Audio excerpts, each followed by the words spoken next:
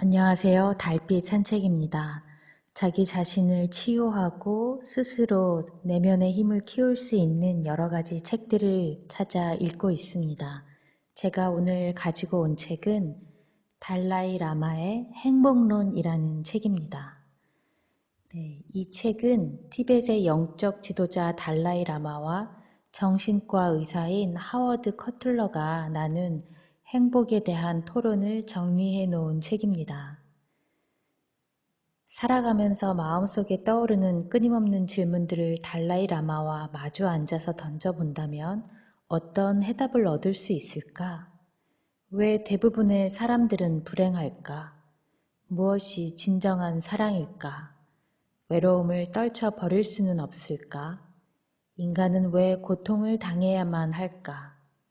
삶에서 풀기 힘든 문제들을 줄일 수는 없을까? 공평하지 못한 세상에 대한 분노는 또는 사랑하는 이의 죽음을 어떻게 감내해야 할까? 하워드 커틀러와 달라이 라마가 벌인 끈질긴 인터뷰에서 던진 질문들이 바로 이와 같은 것들이었습니다. 진정하고 영원한 행복이란 무엇일까? 이에 달라이 라마는 이렇게 답합니다. 삶의 목표는 행복에 있다. 종교를 믿든 안 믿든 또는 어떤 종교를 믿든 우리 모두는 언제나 더 나은 삶을 추구하고 있다. 따라서 우리의 삶은 근본적으로 행복을 향해 나아가고 있는 것이다. 그 행복은 각자의 마음 안에 있다는 것이 나의 변함없는 믿음이다. 여기서 말하는 행복은 다만 물질적인 행복을 이야기하고 있지는 않겠죠. 그거보단 좀 더 근원적인 인간이 태어난 사람이 살아가는 동안에 좀 더 나은 날을 추구하면서 계속 찾아가는 방향이 바로 행복이라는 것을 이야기하고 있는데요. 참 어렵죠. 어려운 주제인 것 같아요. 매 순간 행복을 느끼냐면 사실 그렇지만은 않잖아요. 행복하다라기보단 뭔가 결핍되어 있고 후회되는 것들, 여러 가지 안타까운 것들, 늘 삶에 조금씩 만족하지 못하는 순간이 더 많은데 어떻게 하면 행복이라는 것을 느끼고 그리고 행복을 추구하면서 좀 더 나은 방향으로 살아갈 수 있을까요? 한번 읽어보도록 하겠습니다. 여러 가지 챕터가 있는데요. 그 중에 제가 여러분과 같이 읽어드릴 것은 두려움으로부터의 자유 부분입니다. 평생 동안 적어도 미국인 4명 중 1명이 심리 불안장애로 진단받을 만큼 많은 사람들이 심각한 불안과 걱정 때문에 고통을 겪으며 살아가고 있다.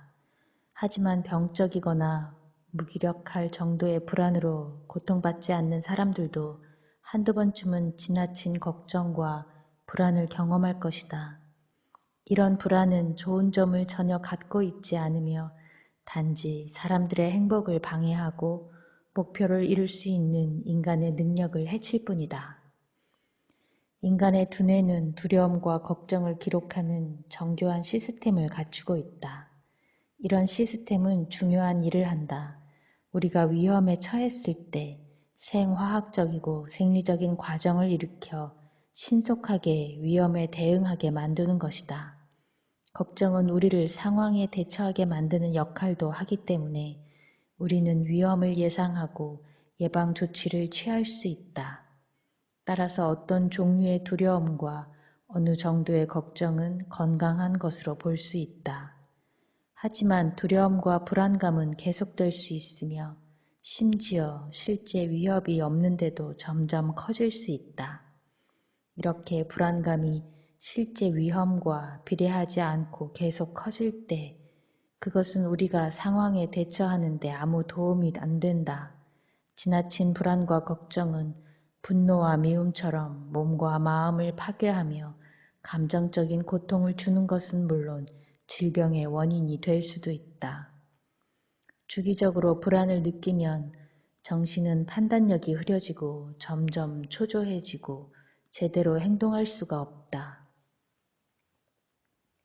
불안은 또한 면역 기능을 떨어뜨리고 심장질환, 위장장애, 피곤, 그리고 근육의 긴장과 통증 같은 신체의 문제를 일으킬 수도 있다. 심지어 계속되는 불안은 사춘기 소녀들의 성장을 방해한다는 것이 밝혀졌다. 달라이 라마가 지적하듯이 불안에 대처하는 방법을 찾으면서 우리는 먼저 우리를 불안하게 만드는 많은 원인들이 있음을 깨달아야 한다. 어떤 경우에는 생리적 원인이 강하게 작용해서 불안감을 느낄 수도 있다. 일부 사람들은 걱정과 불안에 적절히 대응하지 못하는 신경계를 갖고 있는 듯하다. 과학자들은 최근에 불안감과 부정적인 생각에 쉽게 빠지는 사람들과 관련이 있는 유전자를 발견했다. 하지만 지나친 걱정의 대부분이 유전적인 원인에서 비롯된 것은 아니다. 학습과 환경이 이런 질환을 일으키는 데 중요한 역할을 한다는 것은 의심할 여지가 없다. 불안감이 생기는 중요한 원인이 신체에 있든 마음에 있든 상관없이 한 가지 반가운 소식은 우리가 그것을 치료하기 위해 무엇인가 할 수 있다는 것이다. 불안이 극심한 경우엔 약을 먹는 것도 좋은 방법이 될 수 있다. 하지만 계속되는 걱정과 불안에 시달리는 대부분의 사람들에게 약물 치료 방법이 도움이 된다고 말할 수는 없을 것이다. 불안을 치료하는 분야의 전문가들은 다양한 접근 방법이 최선이라고 생각한다. 이런 방법들 속에는 환자에게 불안감을 준다고 생각되는 의학적인 치료법은 들어가지 않는다. 적절한 음식과 운동을 통해 건강을 유지하는 것도 도움이 될 수 있다. 그리고 달라이 라마가 강조한 것처럼 자비심을 키우고 사람들과 친밀한 관계를 갖는 것은 정신을 건강하게 만들어서 불안감과 싸우는 데 도움을 줄 수 있다. 하지만 불안한 마음을 이기는 구체적인 방법을 찾는다면 특히 효과가 좋은 방법이 한 가지 있다. 그것은 이해를 통해 접근하는 방법이다. 이것은 매일매일의 걱정과 불안을 극복하기 위해 달라이 라마가 전하는 중요한 방법 중 하나다. 그것은 분노와 미움에 대처하며 이용했던 과정을 똑같이 써서 불안을 일으키는 생각에 적극적으로 도전하고 불안감을 충분히 근거가 있는 긍정적인 생각과 태도로 바꾸는 방법이다. 서양 문화 속에는 불안감이 널리 퍼져 있기 때문에 나는 달라이 라마에게 이 문제를 꺼내서 그가 심리적인 불안에 어떻게 대처하는지 무척 알고 싶었다. 그날따라 달라이 라마의 일정은 빈틈없이 잡혀 있었고 인터뷰를 하기 직전에 대화를 짧게 끝내야 할 거라는 비서의 말을 들으면서 나는 점점 불안하고 초조해졌다. 내가 토론하고픈 주제를 모두 얘기할 수 없을 것 같아서 시간에 쫓기는 느낌으로 나는 서둘러 자리에 앉았다. 그리고 하던 습관대로 달라이 라마로부터 간단한 대답을 이끌어내려고 하면서 이야기를 시작했다. 아시겠지만 두려움과 불안은 우리가 목표를 이루는데 중요한 장애물이 될 수 있습니다. 그것이 외부에 있는 목표든 내면의 성장을 위한 목표든 상관없이 말입니다. 정신의학에는 이런 감정을 다루는 여러 가지 방법이 있습니다.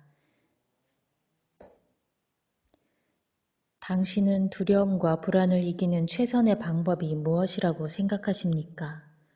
아주 간단히 대답해 달라는 부탁에도 불구하고 달라이 라마는 특유의 꼼꼼한 접근 방법으로 대답했다.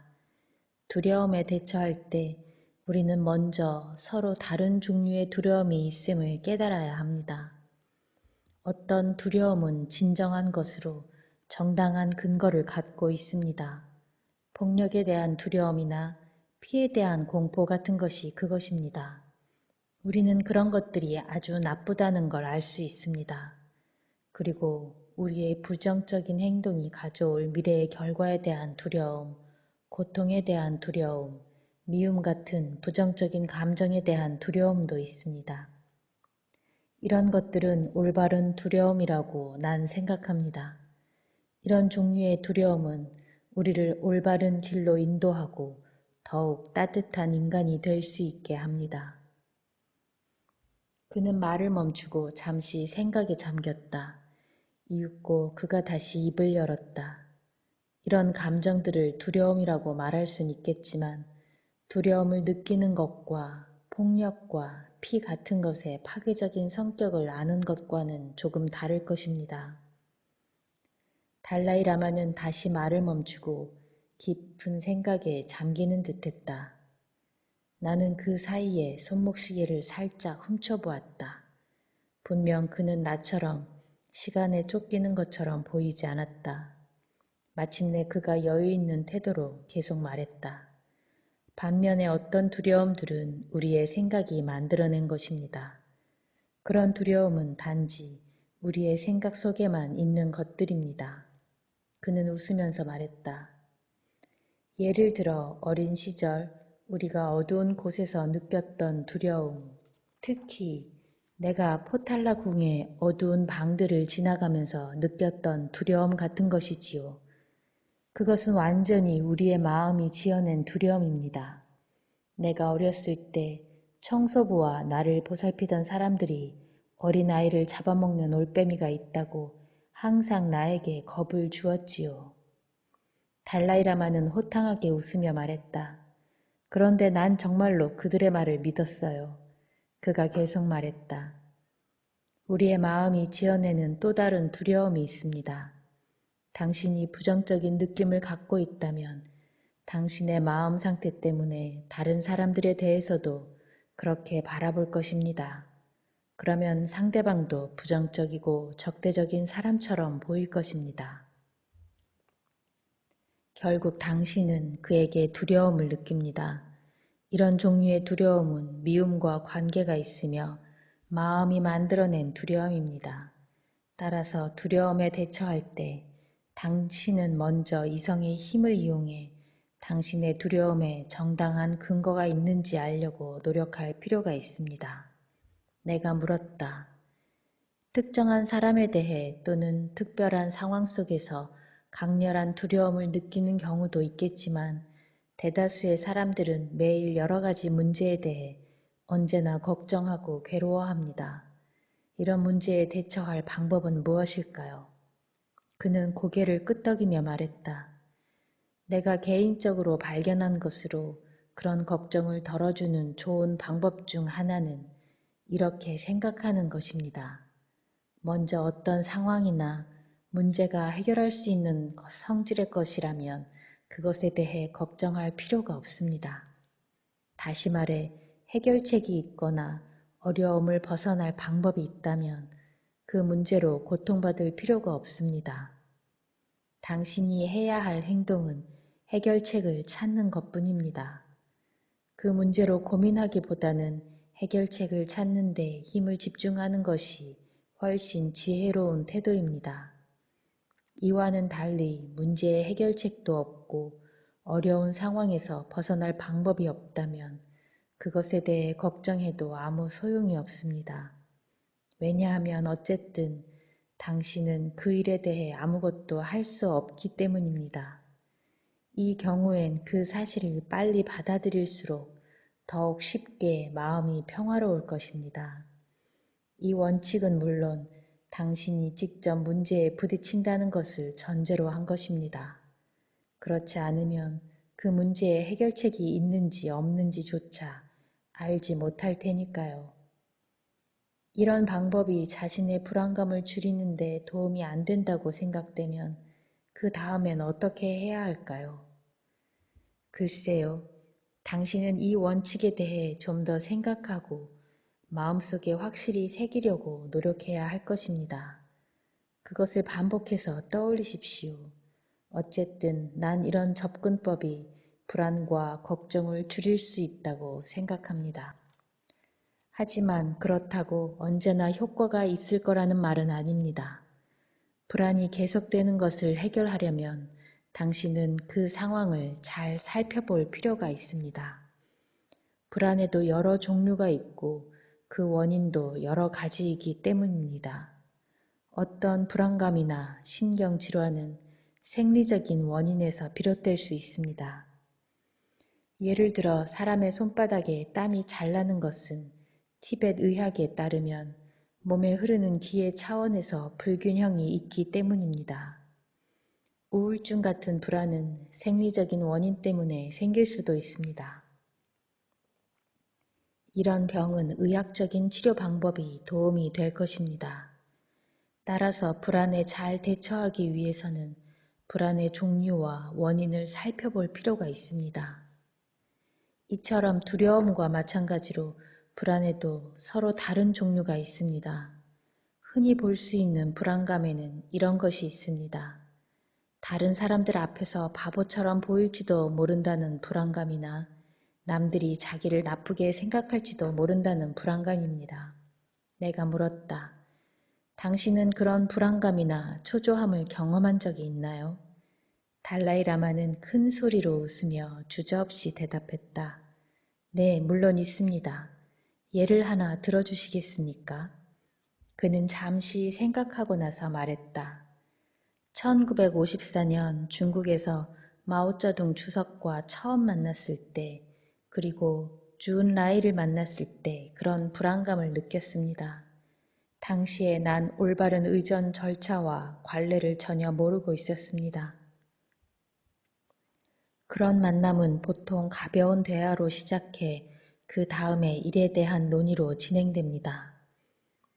하지만 두 사람과의 만남에서 난 너무 긴장한 탓에 앉자마자 당면한 일에 대해 바로 말하기 시작했지요. 달라이라마는 그 일을 떠들리며 호탕하게 웃었다. 그리고는 말했다. 당시에 통역을 맡았던 사람은 티베트 출신의 공산주의자이자 나에겐 둘도 없는 친구였는데 그는 그 일이 있은 뒤로 나만 보면 웃음을 터뜨리며 놀려대곤 했습니다. 그 일이 아직도 기억이 납니다. 심지어 요즘에는 대중들 앞에서 강연을 시작하기 바로 전엔 언제나 약간의 불안감을 느낍니다. 그러면 수행원들이 나에게 이렇게 말하지요. 그렇게 불안해 하실 거라면 왜 강연 요청을 곧바로 수락하셨습니까? 하고 말입니다. 그는 다시 웃음을 터뜨렸다. 내가 물었다. 당신은 개인적으로 그런 불안에 어떻게 대처하십니까? 불만스러운 마음을 감추지 않은 솔직한 목소리로 그가 조용히 말했다. 글쎄요, 잘 모르겠군요. 그가 말을 멈췄고 우리는 오랫동안 조용히 앉아 있었다. 그는 다시 한번 깊은 생각에 잠긴 듯했다. 마침내 그가 입을 열었다. 올바른 동기와 정직성을 갖는 것이 그런 두려움과 불안을 이기는 열쇠가 된다고 생각합니다. 사람들에게 말을 하기 전에 불안감이 생긴다면 내가 강연을 하는 중요한 목적은 적어도 사람들을 이롭게 하려는 것이지 결코 내 지식을 자랑하려는 것이 아니라는 사실을 떠올릴 것입니다. 따라서 난 내가 아는 한도에서 설명을 할 것입니다. 내가 올바르게 이해하지 못하는 게 있더라도 그것이 그렇게 중요한 문제는 아닙니다. 난 그저 그것을 이해하기가 어렵군요. 라고 말합니다. 뭔가를 감추거나 아는 체 할 이유가 없습니다. 이런 자세로 올바른 동기를 갖는다면 남들에게 바보처럼 보일 것 같아 걱정하거나 나에 대해 다른 사람들이 어떻게 생각할지 염려할 필요가 없습니다. 난 진실한 동기가 두려움과 불안을 줄여준다고 생각합니다. 내가 말했다. 때로는 남들에게 바보처럼 보일 것 같아서 느끼는 불안보다 더 큰 불안을 느끼기도 하지요. 실패에 대한 두려움, 자신의 무능력에 대한 두려움 같은 건 말입니다. 나는 잠시 이 문제를 생각하면서 달라이 라마가 얼마나 자신의 이야기를 들려줄지 궁금했다. 그는 내 말에 열심히 귀를 기울이면서 조용히 고개를 끄덕였다. 그것이 무슨 의미였는지 알 수 없다. 내 말에 동감하는 것 같기도 했지만 그 의미를 알기도 전에 나는 이야기의 방향을 바꿔 내가 가진 두려움과 불안에 대처할 수 있는 방법에 대해 그의 조언을 구했다. 내가 말했다. 이따금 어떤 환자들은 치료하기가 매우 어렵습니다. 이런 환자들은 대개 쉽게 치료할 수 있는 우울증이나 또 다른 병으로 확실한 진단을 내리기 어려운 경우입니다. 예를 들어 심각한 성격 장애를 갖고 있는 환자들이 있는데 그들은 약을 먹어도 소용없고 정신요법을 이용해서 정성껏 치료해도 크게 나아지지 않습니다. 때로 나는 이 사람들을 어떻게 치료하고 어떻게 도와줘야 할지 모르겠습니다. 그들에게 무슨 일이 일어나고 있는지 파악조차 안 되는 것 같습니다. 그런 일이 있으면 난 어떻게도 해볼 수 없는 무기력한 상황에 빠지고 맙니다. 나는 불평을 하듯 말했다. 그런 일이 생기면 나 자신이 무능력하게 느껴지고 정말로 두렵고 불안해집니다. 달라이라마는 진지하게 듣고 있다가 다정한 어조로 물었다. 당신은 당신을 찾아오는 환자 중 70%의 사람들을 도와줄 수 있다고 말할 수 있습니까? 내가 대답했다. 적어도 그 정도는 도와줄 수 있을 겁니다. 내 손을 다정하게 두드리면서 그가 말했다. 그러면 문제는 없다고 생각됩니다. 만일 당신이 환자의 30%만 도와줄 수 있다면 난 당신에게 다른 직업을 생각해 보라고 권했을 것입니다. 하지만 그 정도면 잘할 수 있다고 생각합니다. 내 경우에도 도움을 요청하기 위해 많은 사람들이 찾아옵니다. 많은 사람들이 깜짝 놀랄 기적이나 기적 같은 치료를 바라지만 물론 난 사람들을 도와줄 수 없습니다. 그러나 중요한 것은 동기라고 생각합니다. 그들을 도우려는 진실한 동기만 있으면 되는 것입니다. 그리고 단지 최선을 다하면 당신은 그 일에 대해 걱정할 필요가 없습니다. 물론 내 경우에도 매우 복잡하고 심각한 상황이나 무거운 책임감을 느끼게 하는 상황이 종종 있습니다. 내 생각에 최악의 경우는 사람들이 지나칠 정도로 나를 믿을 때입니다. 사람들이 내 능력 밖에 있는 일을 해결해 주기를 바라는 것이지요. 이런 경우엔 물론 불안감이 밀려오기도 합니다.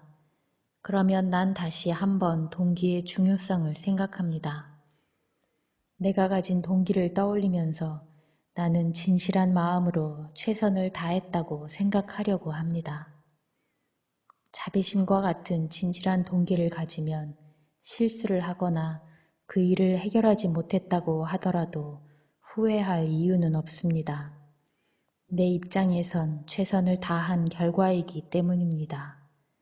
만일 내가 실패했다면 그것은 내가 최선을 다해도 안 될 상황이었기 때문입니다. 따라서 진실한 동기는 두려움을 없애고 당신에게 자부심을 느끼게 해줍니다. 만일 누군가를 속이려는 동기로 어떤 일을 해서 그 일에 실패한다면 당신은 정말로 짜증이 날 것입니다. 하지만 자비로운 동기를 갖고 시도한 일에 실패한다면 굳이 후회할 필요는 없을 것입니다.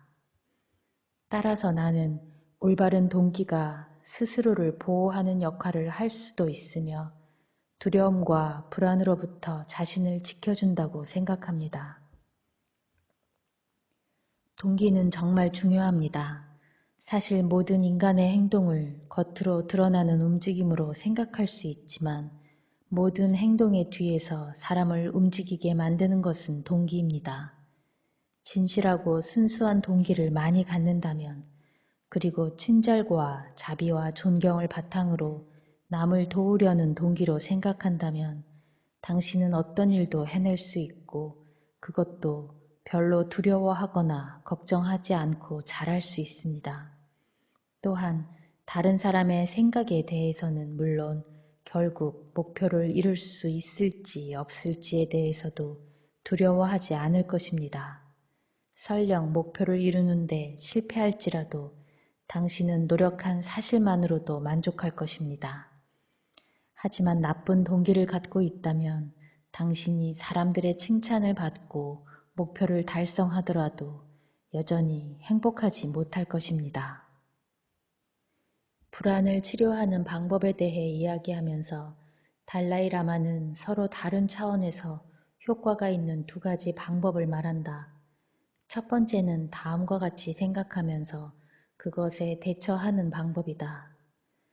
문제의 해결책이 있다면 걱정할 필요가 없다. 해결책이 없다면 역시 걱정해도 소용없는 일이다. 두 번째는 좀 더 폭넓은 효과가 있는 방법이다. 이것은 사람의 기본적인 동기를 바꾸는 일이다. 인간의 동기에 대해 말할 때 달라이 라마의 접근법과 서양 심리학의 접근법 사이에는 흥미로운 차이가 있다. 앞서 말했듯이 인간의 동기에 대해 연구한 학자들은 인간의 동기를 조사하고 나서 인간의 욕구와 충동에는 본능적인 것과 학습된 것이 있다고 생각했다.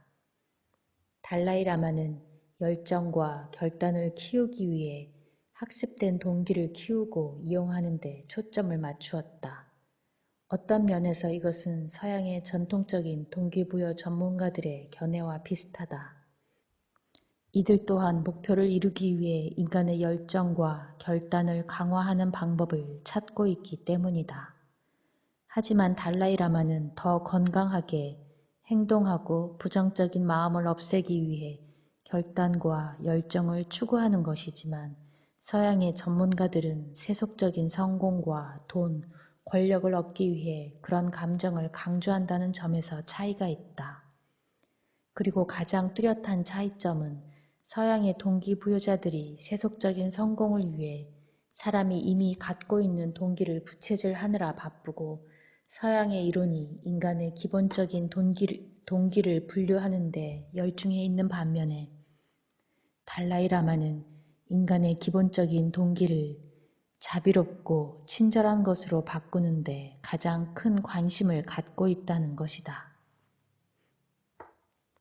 마음의 수행을 통해 행복에 이를 수 있다는 달라이 라마의 관점에서 바라본다면 남을 위하려는 동기를 가질수록 극심한 불안을 일으키는 상황에 부딪혀도 두려워하는 일이 줄어들 것이다. 하지만 완전히 남을 위한 일이라고는 할 수 없는 작은 일들에도 이 원칙을 적용할 수 있다. 그럴 때도 한 걸음 뒤로 물러서서 자신에게 남을 해치려는 생각이 없고 자신의 동기가 진실하다고 확신한다면 우리는 크고 작은 상황 속에서도 불안감을 줄일 수 있다. 달라이 라마와 이런 이야기를 하고 얼마 지나지 않아서 나는 여러 사람들과 함께 점심을 먹을 기회가 생겼다. 그들 중에는 그 지방의 대학에 다니는 청년이 끼어 있었다. 점심을 먹는 동안 누군가 달라이 라마와의 대화가 어떻게 진행되고 있느냐고 물어서 나는 불안을 극복하는 문제에 대해 우리가 나눈 대화를 자세히 이야기해 주었다. 그 대학생은 진실한 동기가 불안을 치료하는 수단이 된다는 내 말에 조용히 귀를 기울이더니 자신의 고민을 털어놓았다. 자신은 언제나 고통스러울 정도로 부끄러움을 타고 인간 관계 속에서 큰 불안감을 느낀다는 것이었다. 청년은 어떻게 하면 자신의 불안을 극복하는데 이 방법을 쓸 수 있을지 궁리하는 표정을 지으며 이렇게 말했다. 정말 흥미로운 이야기군요. 하지만 친절과 자비심 같은 고상한 동기를 항상 갖고 있기는 무척 힘들 것 같습니다. 나는 그의 말에 동의하지 않을 수 없었다. 맞는 말인 것 같군요. 곧 대화는 다른 주제로 넘어갔고 이윽고 우리는 점심 식사를 마쳤다. 다음 주에 나는 같은 음식점에서 그 대학생과 우연히 마주쳤다. 그 청년은 활기찬 모습으로 내게 다가와 말했다. 지난번에 우리가 동기와 불안에 대해 말했던 걸 기억하세요? 그때 선생님이 말씀하신 방법을 한번 시도해봤는데 정말 효과가 있더라고요. 백화점에서 일하는 여자가 있는데 난 백화점에 갈 때마다 그녀를 보러 가곤 했어요. 난 언제나 그녀에게 밖에서 만나자고 말하고 싶었지만 그녀를 모르는 상태였고 무엇보다 그때마다 너무 부끄럽고 불안한 생각이 들었어요. 그래서 그녀에게 감히 말도 못 붙였거든요. 그런데 며칠 전에 다시 그 백화점에 갔는데 이번엔 내가 그녀에게 밖에서 만나자고 말하려는 동기를 생각하기 시작했어요. 내 동기는 물론 그녀와 데이트를 하고 싶다는 것이었지요. 하지만 그 바탕에는 단지 내가 사랑할 수 있고 나를 사랑해줄 사람을 발견했으면 하는 바람이 있었지요. 이런 생각을 하면서 난 내 바람이 잘못된 것이 아니며 내 동기가 진실하다는 걸 깨달았어요. 나는 그녀와 나 자신에게 해를 끼치기를 원하지 않았고 단지 좋은 일이 생기기만을 바라고 있었어요. 이 점을 가슴에 새기며 두세 번 다시 생각하자 어쩐지 기운이 솟는 것 같았어요. 결국 그 생각은 그녀에게 말을 붙일 수 있는 용기를 주었어요. 내 심장은 여전히 세차게 뛰었지만 적어도 용기를 내어 그녀에게 말을 걸 수 있었고 그래서 지금 기분이 아주 좋아요. 내가 말했다. 내가 말했다. 그 말을 들으니 기쁘군요. 그래서 어떻게 되었죠? 알고 보니 그녀에겐 이미 오랫동안 사귀고 있는 남자친구가 있었어요. 조금 실망스러웠지만 지금은 괜찮아요. 내가 부끄러움을 극복할 수 있어서 기쁠 뿐이에요. 그 일을 통해 난 깨달았어요. 내 동기에 잘못이 없다는 확신이 있고 그 사실을 명심한다면 다음에 똑같은 상황이 닥치더라도 다시 용기를 낼 수 있으리란 걸 말이죠. 건강한 의미의 자부심은 우리의 목표를 이루는 데 매우 중요한 요소다. 그 목표가 학위를 따는 것이든 사업에 성공하는 것이든 만족스러운 인간관계를 갖는 것이든 더욱 행복해지기 위해 마음을 수련하는 것이 상관없이 이 말은 진실이다. 자부심이 부족하면 우리는 앞으로 나아가거나 도전하지 않을 것이고 심지어 목표를 추구하면서 겪게 되는 어느 정도의 위험도 감수하지 않으려고 할 것이다. 지나친 자부심도 똑같이 위험할 수 있다. 자신이 가진 능력과 업적에 대해 과장된 느낌을 갖고 사는 사람들은 현실이 드러나고 이상화된 자신의 모습을 세상이 인정하지 않을 때마다 끊임없이 좌절하고 실망하고 분노할 수밖에 없다. 그리고 이상화된 자기 이미지에 맞게 살지 못할 때 늘 불안한 마음을 갖고 우울증에 빠질 것이다. 게다가 그들이 갖고 있는 대단한 자기 이미지는 종종 거만한 태도로 발전해 다른 사람들은 거리감을 느끼게 되고 결국 이들은 만족스러운 인간관계를 맺을 수가 없다. 마침내 자신의 능력에 대한 과대평가는 그를 위험한 상황으로 몰고 갈 수 있다. 매그넘 포스라는 영화에서 감사관 더티 해리 칼라하는 악당이 거들먹거리는 꼴을 보면서 잠옷 철학적인 말투로 이렇게 말한다. 인간은 언젠가 자신의 한계를 깨닫게 되지. 서양의 정신치료 이론가들은 너무 낮거나 높은 자부심은 둘 다 인간의 자기 이미지에 혼란을 가져온다고 여겨왔다. 그리고 이런 혼란의 뿌리를 어린 시절의 가정교육에서 찾으려고 했다. 많은 이론가들은 초라하거나 과장된 자기 이미지는 동전의 양면이라고 생각한다. 예를 들어 과장된 자기 이미지는 마음 깊은 곳에서 느끼는 스스로에 대한 불안감과 부정적인 생각을 무의식적으로 방어할 때 생긴다는 것이다. 특히 심리 분석의 측면에서 연구하는 정신치료사들은 어떻게 자기 이미지의 왜곡이 일어나는가에 대해 꽤 자세한 이론을 세웠다. 그들은 인간이 환경으로부터 받아들인 정보를 내면화하면서 자기 이미지가 만들어지는 과정을 설명한다. 그 설명에 따르면 사람들은 어린 시절에 부모님이 자신에게 보내는 분명하거나 암시적인 메시지를 받아들이면서 자신이 누구인지 점차 깨닫게 된다.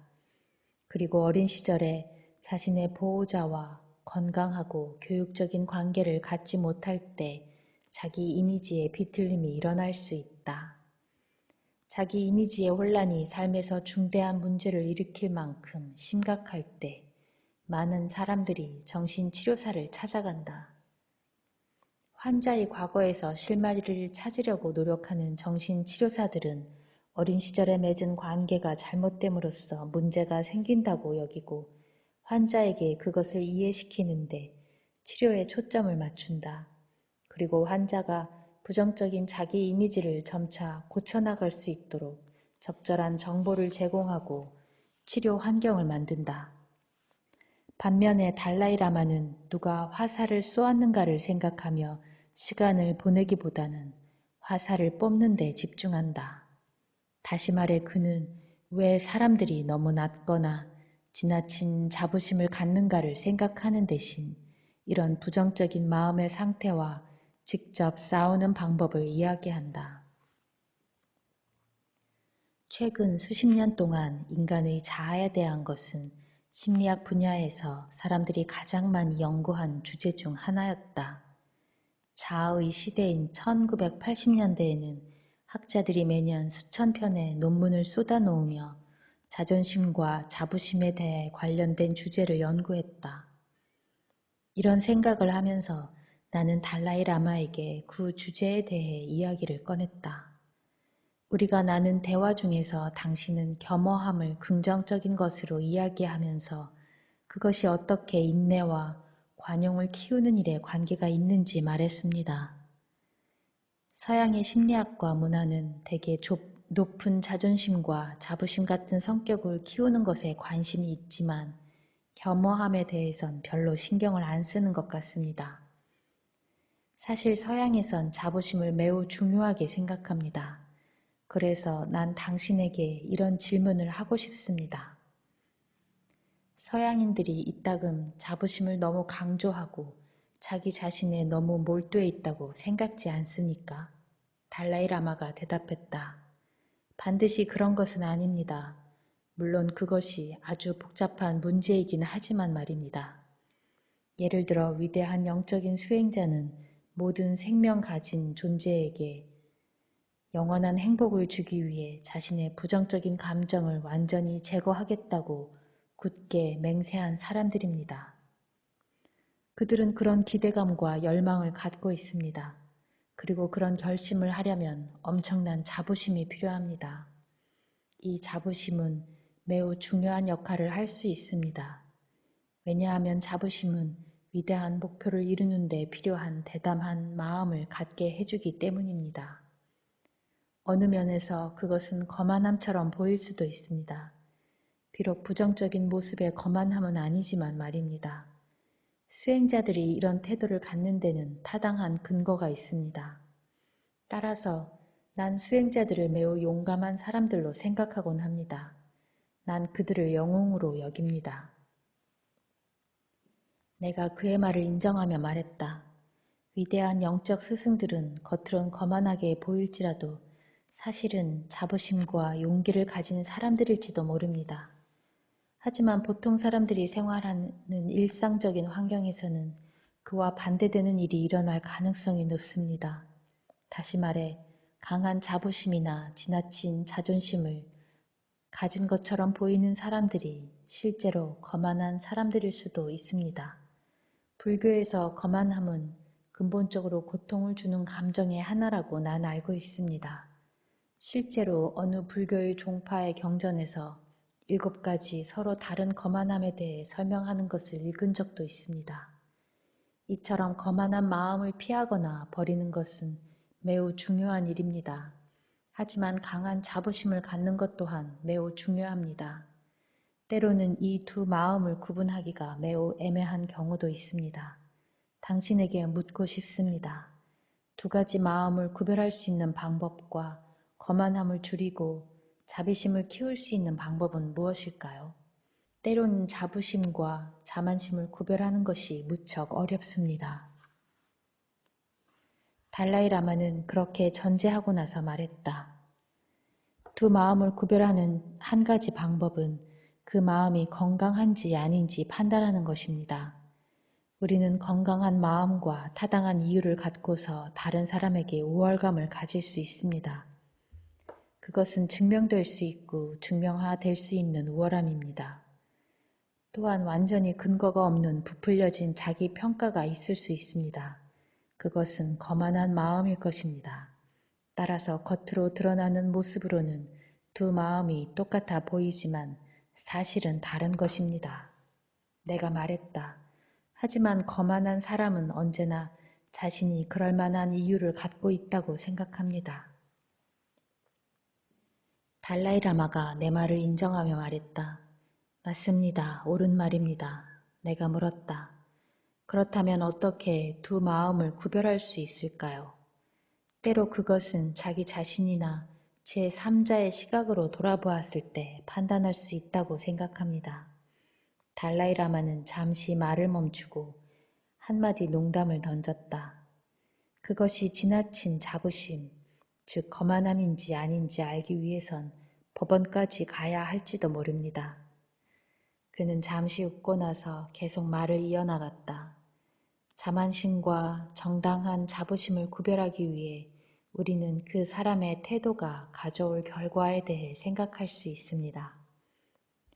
거만한 태도는 대개 부정적인 결과를 가져오는 반면 건강한 자부심은 긍정적인 결과를 가져옵니다. 여기서 우리는 자부심에 대해 생각하면서 자아가 무엇인지 살펴볼 필요가 있습니다. 나는 자아를 두 가지로 나눌 수 있다고 생각합니다. 첫 번째 자아, 즉 에고는 오직 자신의 이익과 이기적인 욕망에만 관심이 있을 뿐 다른 사람의 행복에 대해서는 전혀 관심이 없습니다. 또 다른 종류의 에고, 즉 참된 자아는 다른 사람에게 진정으로 관심을 갖고 봉사하려는 소망에 바탕을 두고 있습니다. 타인에게 봉사하려는 바람을 이루기 위해선 참 자아에 대한 강한 의식과 자부심이 필요합니다. 이런 자부심은 긍정적인 결과를 가져옵니다. 내가 말했다. 앞에서 당신은 거만함이나 자만심을 줄이는 데 도움이 되는 한 가지 방법이 자신의 고통을 깊이 생각하는 것이라고 말했습니다. 물론 자만심을 단점으로 인정하고 극복하려고 할 때 말입니다. 그것은 우리가 겪을 수밖에 없고 또 겪기 쉬운 고통들을 줄곧 생각하는 일이었습니다. 이처럼 자신의 고통을 깊이 생각하는 것 외에 자만심을 치료하는 또 다른 방법이 있을까요? 달라이라마가 말했다. 한 가지 방법은 당신이 모르는 여러 분야에 대해 생각하는 것입니다. 예를 들어 현대 교육에는 다양한 분야의 학문이 있습니다. 따라서 자신이 얼마나 많은 분야에 대해 무지한지 생각한다면 자만심을 극복하는 데 도움이 될 것입니다.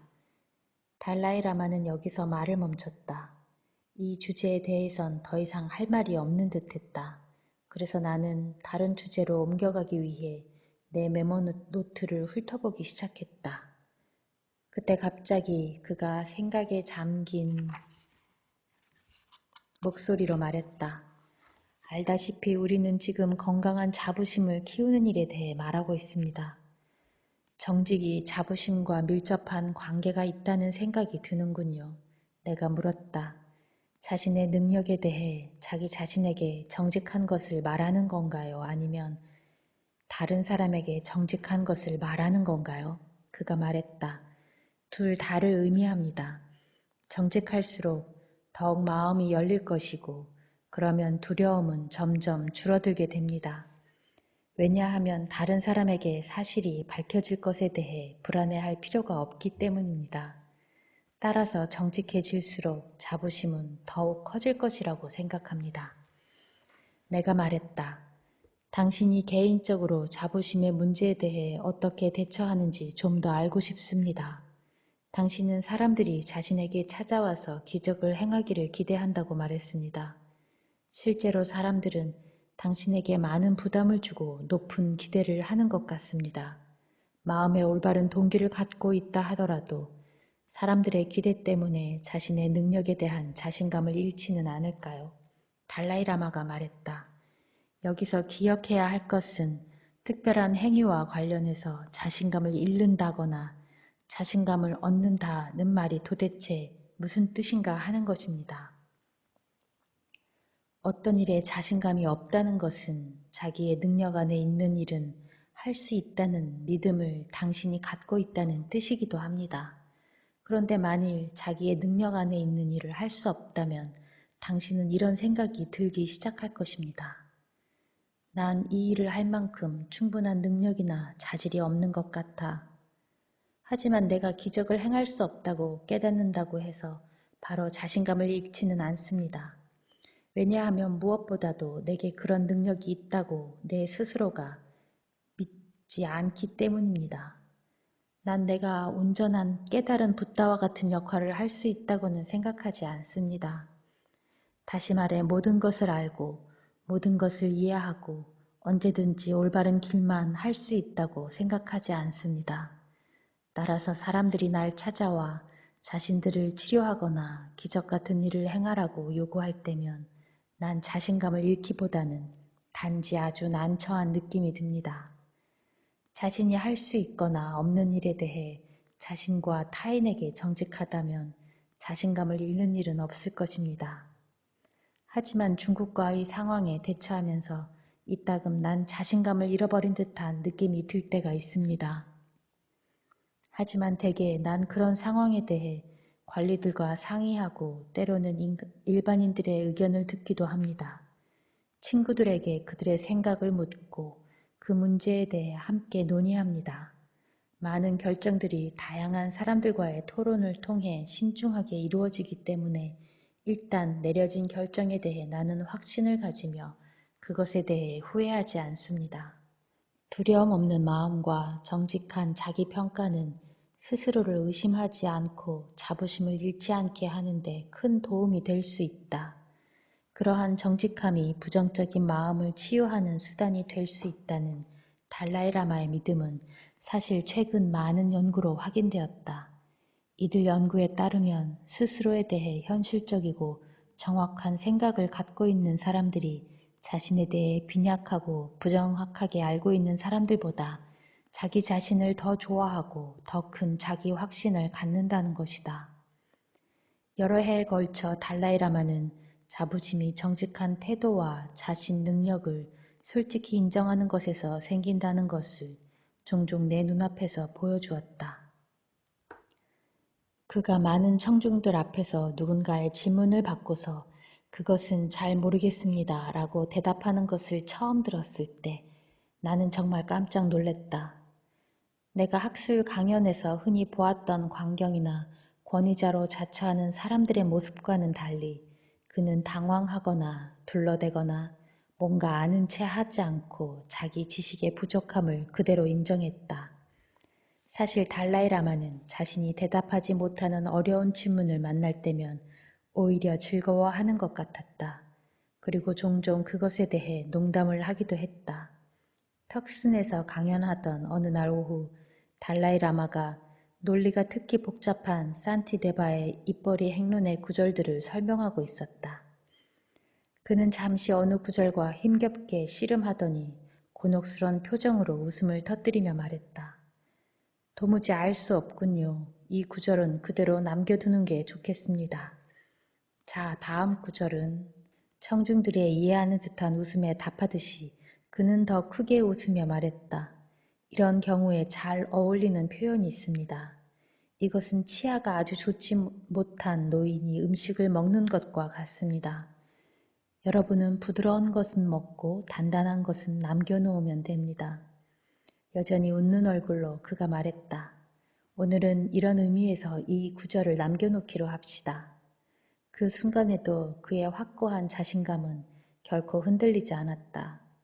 달라이라마가 아리조나를 방문하기 2년 전인 1991년 나는 인도로 여행을 가서 다람살라의 집에서 그를 잠깐 만났다. 그 주에 달라이라마는 매일 서양의 저명한 과학자, 물리학자, 심리학자, 그리고 명상을 가르치는 스승들을 만나 육체와 마음의 관계를 탐구하고 감정이 신체의 건강과 어떤 관계가 있는가를 이해하려고 노력하고 있었다. 오늘날 늦은 오후 달라이라마가 과학자들과의 모임을 끝낸 뒤 나는 그를 만났다. 우리의 만남이 거의 끝나갈 무렵 달라이라마가 내게 물었다. 이번 주에 내가 과학자들과 모임을 가진 것을 당신도 알고 있지요? 네, 알고 있습니다만 이번 주에 이야기를 하는 도중에 나를 아주 놀라게 만든 말이 있었어요. 그게 바로 자기 혐오라는 말이었어요. 당신은 이 개념에 대해 잘 알고 있나요? 내가 대답했다. 물론 잘 알고 있습니다. 내 환자 중 상당수가 그것 때문에 고통을 받고 있거든요. 그가 말했다.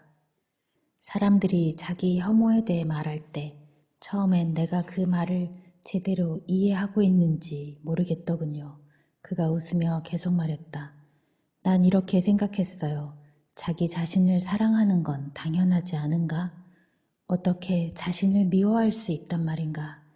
사람의 마음이 어떻게 움직이는가에 대해 어느 정도 이해한다고 생각하고 있었지만 자신을 미워한다는 생각은 내게 완전히 새로운 것이었지요. 내가 그 개념을 도저히 믿을 수 없다고 말하는 이유가 있습니다. 그것은 수행을 하는 불교도들은 대개 자기 중심적인 태도와 이기적인 생각들을 극복하기 위해 매우 열심히 노력하기 때문입니다.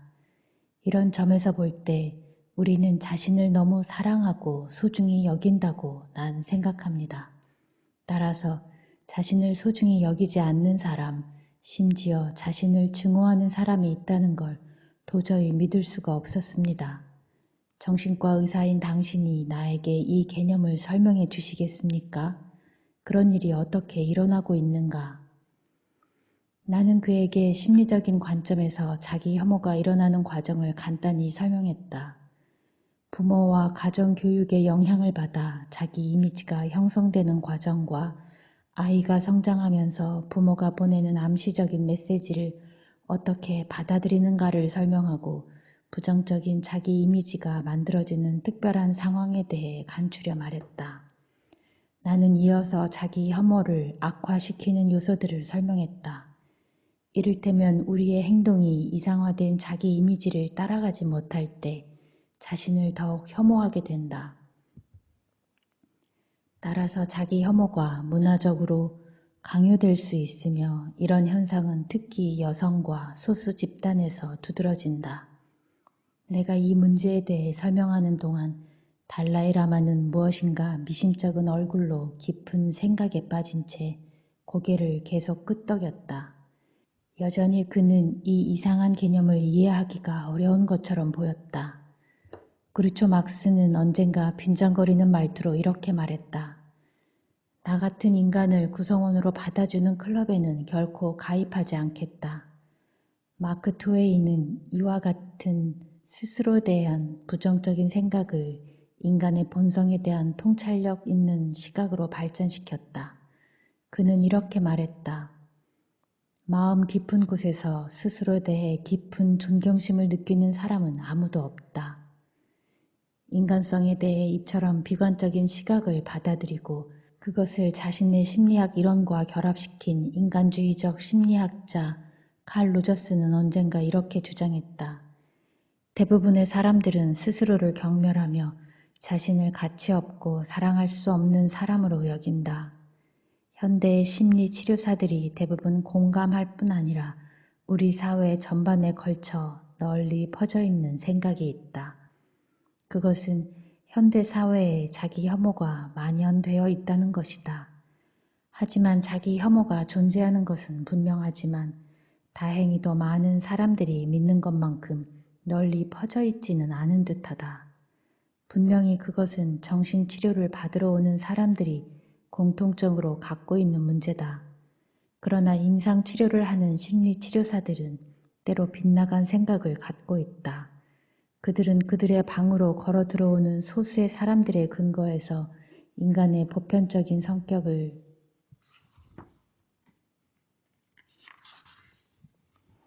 결정하는 경향이 있다. 하지만 실험 결과에 기초한 대부분의 자료를 보면 사람들은 보통 자신을 호의적인 시각에서 바라보는 경향이 있으며 적어도 그렇게 바라보고 싶어하며 사회적으로 바람직한 성격을 갖고 있느냐고 물어보는 조사에서는 대부분이 스스로를 보통보다 나은 사람이라고 평가한다. 흔히 생각하는 것만큼 자기 혐오가 보편적인 현상이 아니라고 할지라도 그런 마음은 여전히 많은 사람들에게 커다란 장애가 될 수 있다.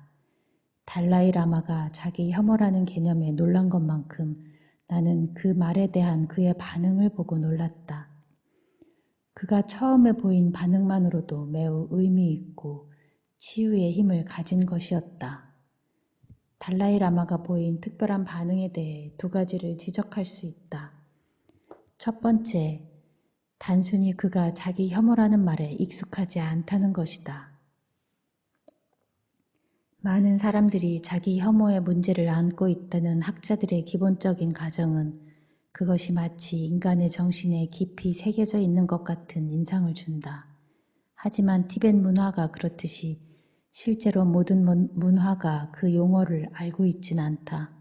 이러한 사실은 그토록 괴로운 정신 상태가 마음의 본질적인 부분이 아니라는 점을 분명히 말해준다. 그것은 우리가 앞에서 토론한 부정적인 마음들처럼 인간의 본질이 아닌 것이다. 그것은 타고난 것도 어쩔 수 없이 간직해야 하는 것도 아니며 우리 본성에서 없앨 수 없는 특징도 아니다. 자기 혐오는 충분히 내던져 버릴 수 있는 심리 상태이다. 이런 깨달음만으로도 우리는 자기 혐오를 줄이고 희망을 갖고 그것을 없애려고 더욱 노력할 수 있다. 달라이 라마가 자기 혐오에 대해 처음으로 보인 반응과 관련해서 두 번째로 지적할 것은 그의 다음과 같은 대답이다. 스스로를 증오한다고요? 당연히 우리는 자기 스스로를 사랑합니다. 자기 혐오로 괴로워하는 사람이나 그런 고통을 겪는 누군가를 아는 사람에게 달라이 라마의 이런 반응은 첫눈에 너무나 순진해 보일 것이다. 하지만 좀 더 자세히 보면 그의 반응에는 인간에 대한 통찰력과 진실이 담겨 있다. 사랑은 정의하기 힘들고 또 서로 다른 정의가 많이 있을 것이다. 하지만 사랑에 대한 한 가지 정의, 그것도 가장 순수하고 고상한 사랑에 대한 정의는 다른 사람의 행복을 온 마음을 다해 무조건 바라는 것이다. 사랑은 다른 사람이 행복해지기를 진심으로 바라는 것이다. 그 사람이 자신을 해치는 짓을 했든 안 했든 심지어 그를 좋아하든 안 하든 상관없이 그의 행복을 진정으로 바라는 것이다. 그리고 우리 자신이 행복해지고자 하는 소망을 가슴 깊이 간직하고 있는 것도 분명한 사실이다. 따라서 사랑을 누군가의 행복을 진정으로 바라는 것으로 정의할 수 있고 우리 자신도 스스로를 사랑하고 있다면 우리 모두는 진정으로 자신의 행복을 바랄 것이다. 인상 치료를 하면서 나는 때로 자기 혐오의 극단적인 경우를 만나곤 한다. 자살 충동이 주기적으로 일어날 정도로 심각한 사람도 있었다.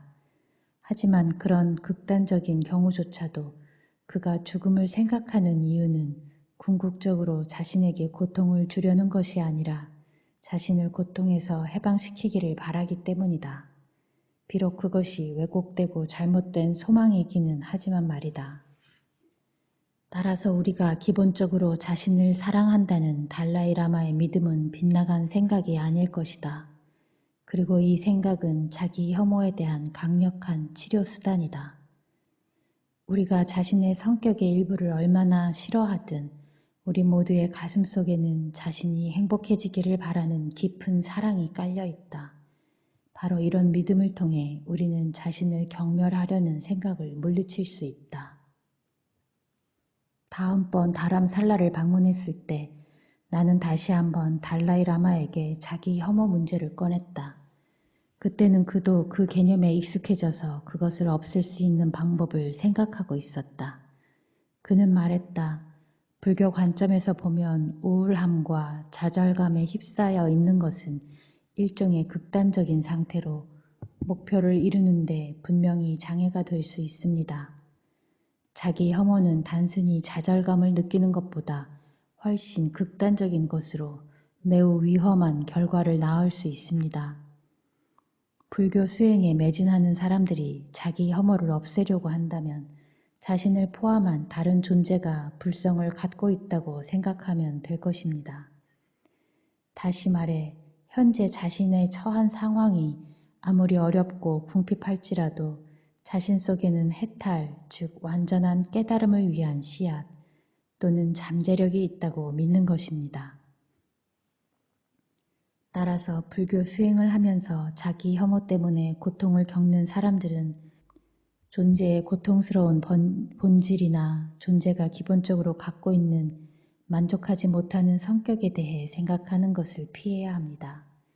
그 대신 인간 존재로서 자기 안에 있는 무한한 능력을 인정하는 것처럼 자기 존재의 긍정적인 측면에 집중해야 합니다. 이와 같이 스스로가 갖고 있는 기회와 능력을 생각한다면 자신의 가치에 대한 자신감이 더욱 커질 것입니다.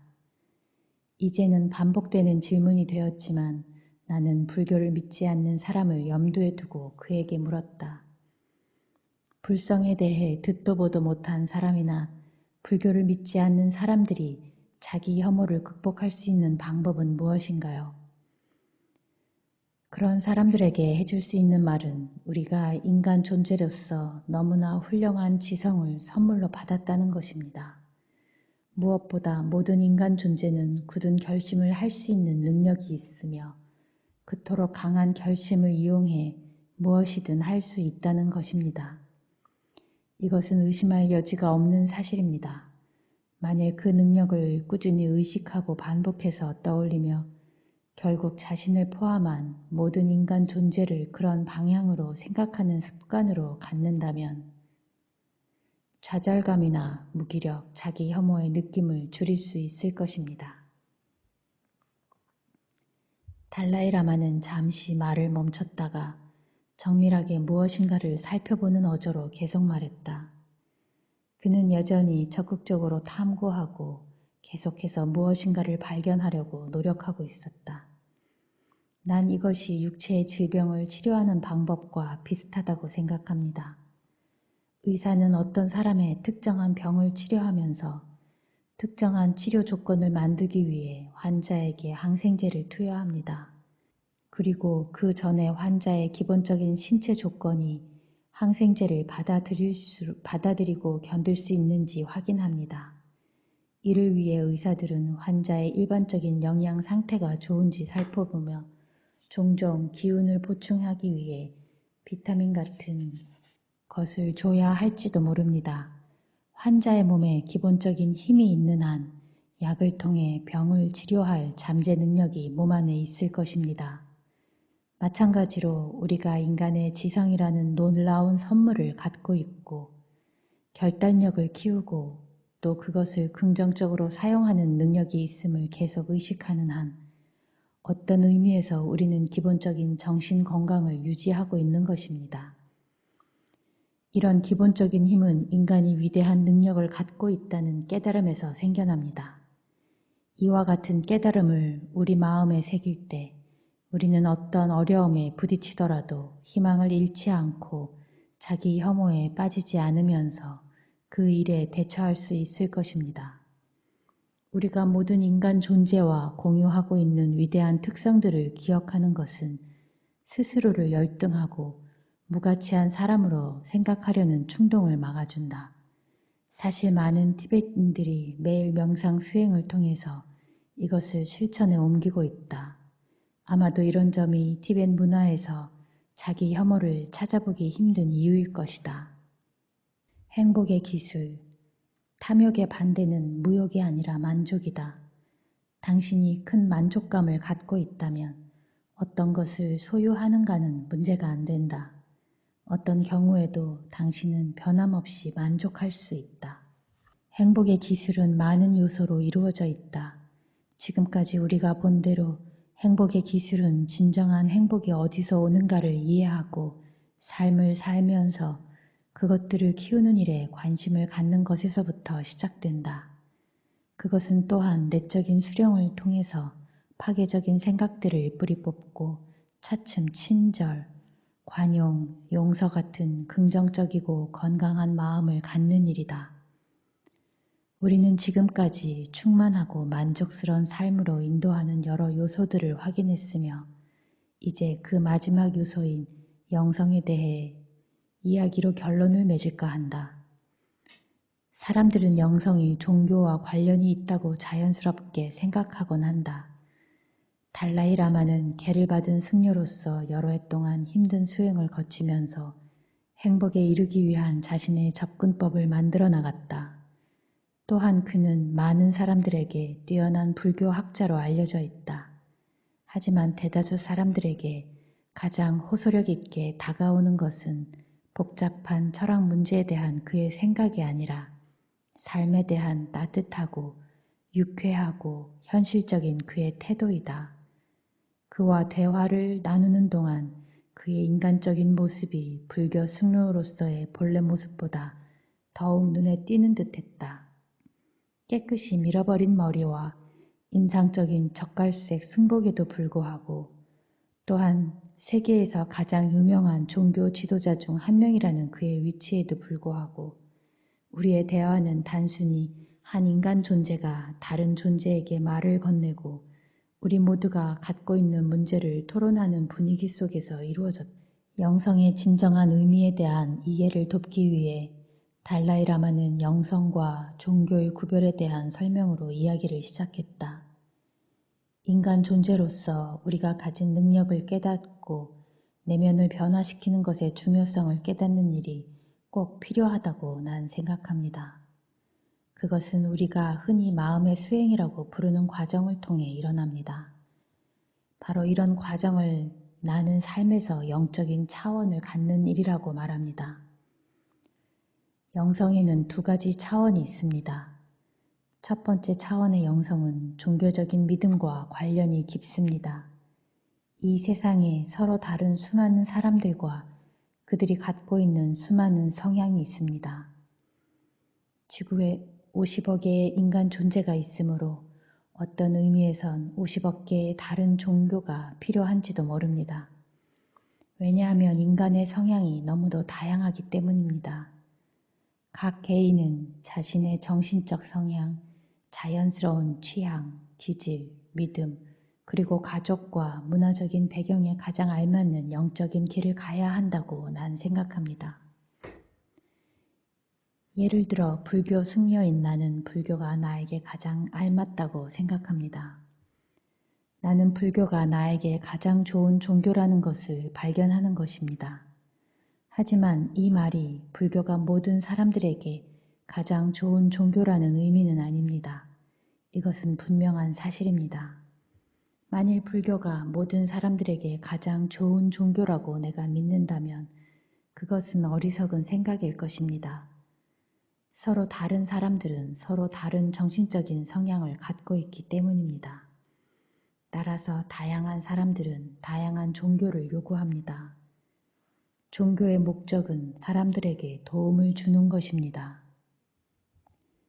우리가 단지 하나의 종교만 갖고 있다면 얼마 지나지 않아 종교는 그다지 많은 사람들에게 도움을 주지 못할 것입니다. 이 세상에 음식점이 오직 하나밖에 없어서 매일 끼니 때마다 오직 한 가지 음식만 내놓는다면 얼마 안 가서 많은 사람들이 발길을 끊을 것입니다. 사람들은 저마다 취향이 다르기 때문에 다양한 음식을 필요로 하고 또 그것을 음미합니다. 이와 마찬가지로 종교는 인간의 영혼에 영양분을 주기 위해 있는 것입니다. 따라서 어떤 사람은 유대교나 그리스도교가 또 어떤 사람은 이슬람교가 자신에게 가장 좋은 종교라는 것을 알 수 있습니다. 그러므로 우리는 세계의 모든 주요 종교의 가치를 존중하고 인정해야 합니다. 모든 종교는 인간에게 큰 혜택을 줄 수 있습니다. 이들 종교는 모두 개인을 더욱 행복하게 하고 세상을 더욱 좋은 곳으로 만들도록 설계되어 있습니다. 하지만 종교가 세상을 좋은 곳으로 만드는 데 영향을 미치려면 수행자 각자가 자기 종교의 가르침을 진심으로 실천하는 것이 중요합니다. 수행자는 자신이 어디에 있든 종교의 가르침과 자신의 삶이 하나가 되도록 만들어야 합니다. 그러면 그는 종교의 가르침을 내면의 힘을 기르는 원천으로 이용할 수 있습니다. 아울러 수행자는 종교를 깊이 이해해야 합니다.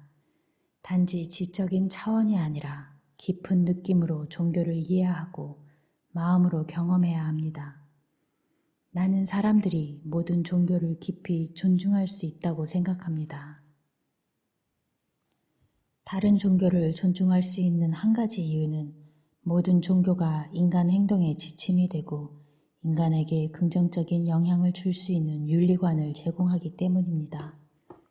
그리스도에게선 하느님에 대한 믿음이 인간의 행동과 생활 방식의 지침이 되는 일관되고 분명한 틀을 제공하고 있습니다.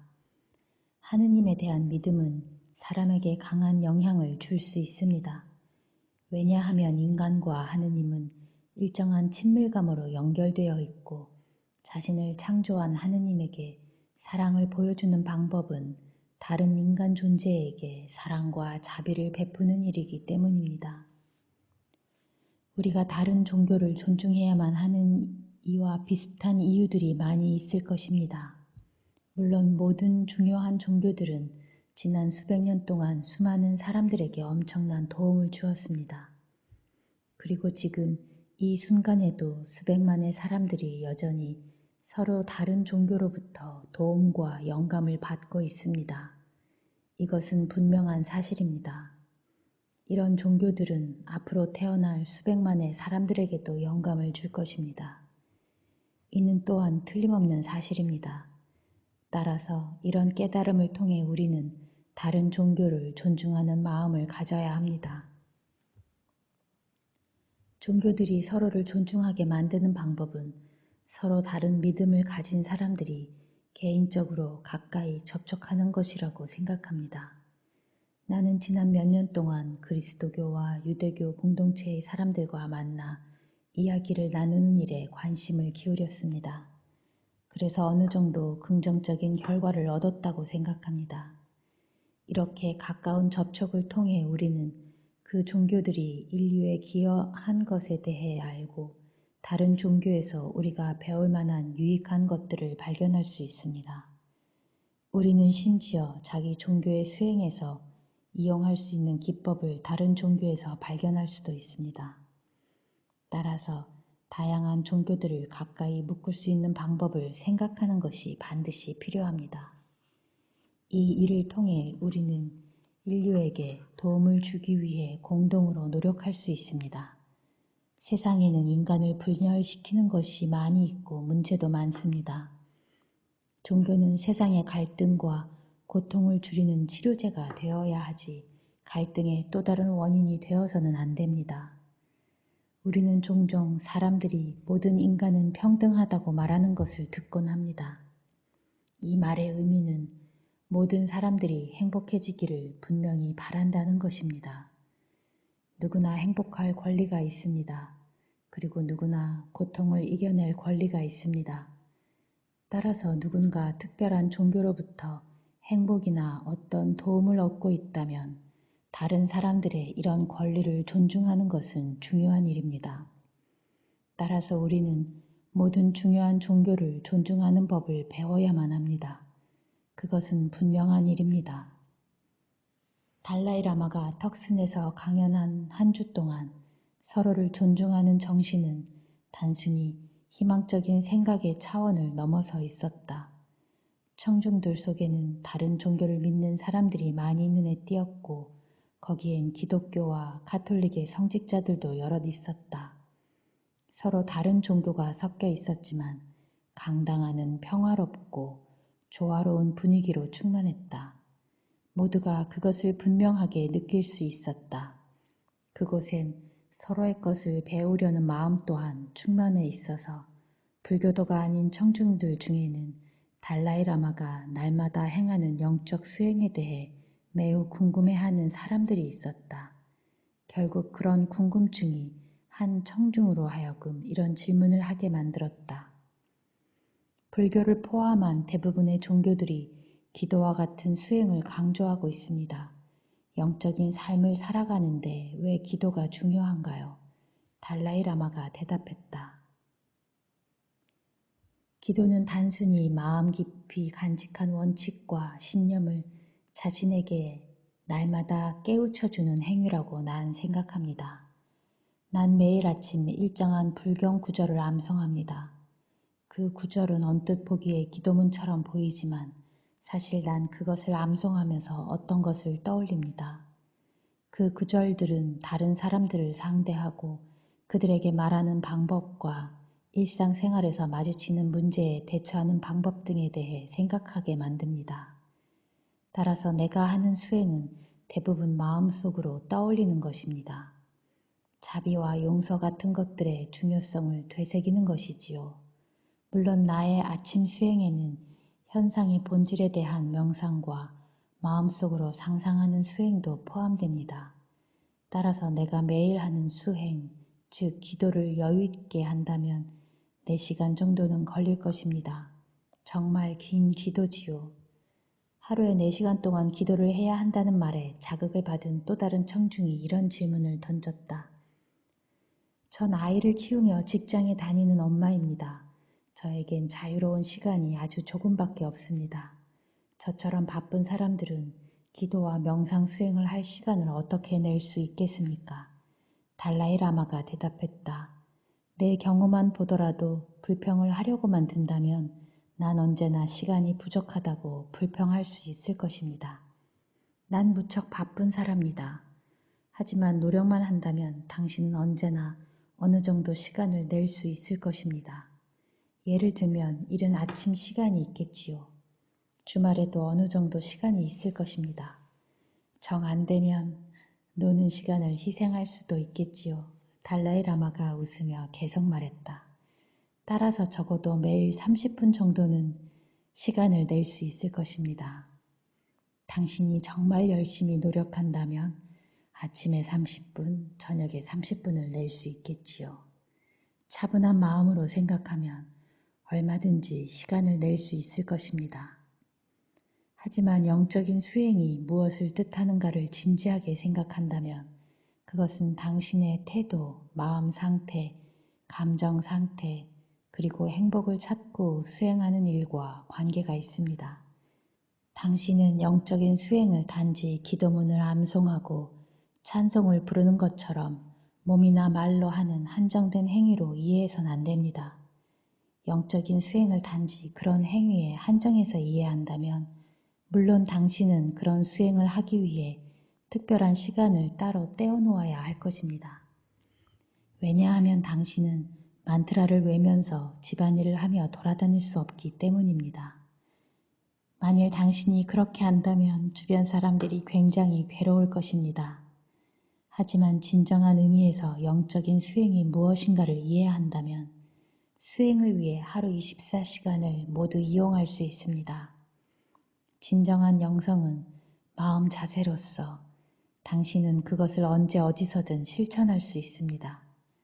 예를 들어 다른 사람에게 모욕을 주는 행동을 하고 싶은 마음이 든다면 즉시 조심스러운 마음으로 그런 행동을 자제하는 것입니다.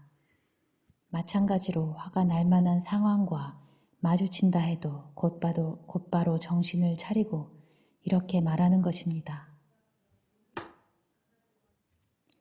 안 돼, 이것은 올바른 방법이 아니야. 사실 이것이 진정한 영적인 수행입니다.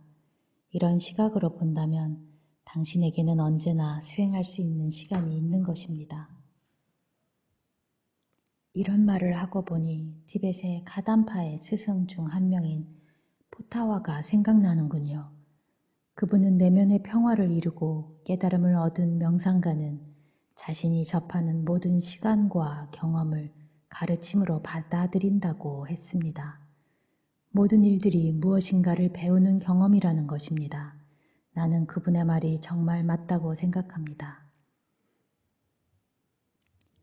따라서 이런 관점에서 본다면 당신이 텔레비전이나 영화에서 폭력과 섹스로 얼룩진 장면을 접할 때면 그것을 보며 극단적인 행동에 해로운 영향을 마음 깊이 새길 수 있습니다. 그리고 그런 장면에 완전히 압도되는 대신 당신은 부정적인 감정을 다스리지 않았을 때 오는 해로운 결과를 보고 있다고 생각할 수 있습니다. 바로 이것이 그런 경험으로부터 배울 수 있는 교훈입니다. 하지만 영화를 보면서 교훈을 얻는다는 것은 단지 한 가지 예에 불과하다. 수행을 하는 불교도로서 달라이라마의 영적인 수행 방법에는 불교의 독특한 모습들이 분명히 담겨 있다.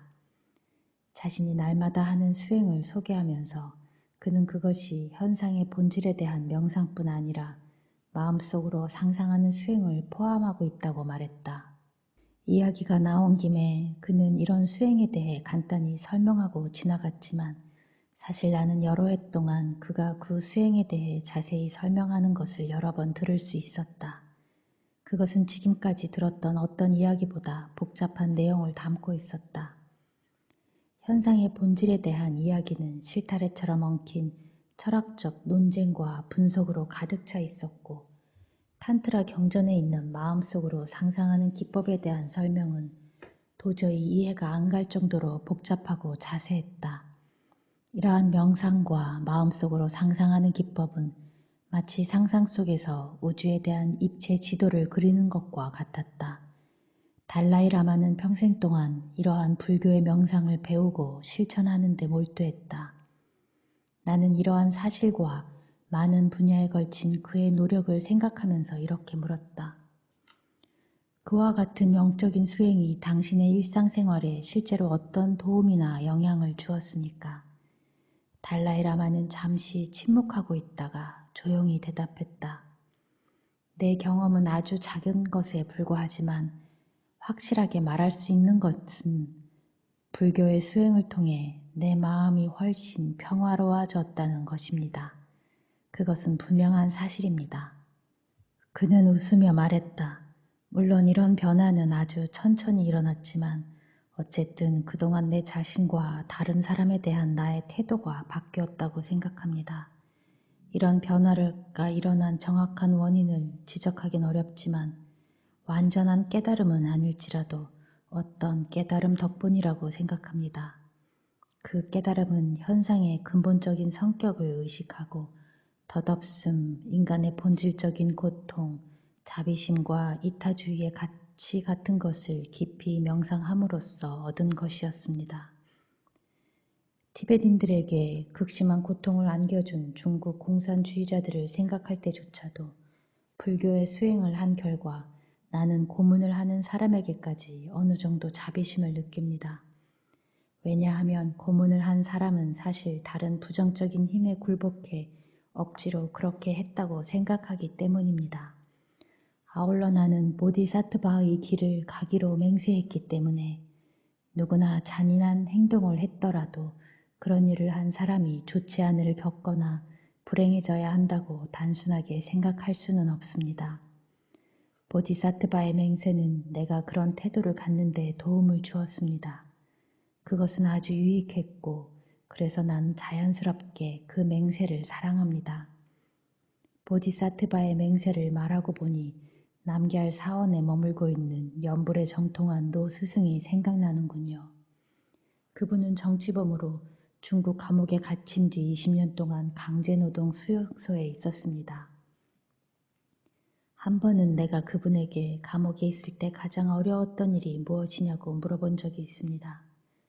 놀랍게도 그분은 중국인들에 대한 자비심을 잃을까봐 가장 걱정했다는 것이었습니다. 이와 같은 이야기는 사실 많이 있습니다. 사흘 전 나는 중국 감옥에 여러 해를 보낸 어떤 스님 한 분을 만났습니다. 그분은 1959년 티벳에서 봉기가 일어났을 때 자신의 나이가 24살이었다고 말했습니다.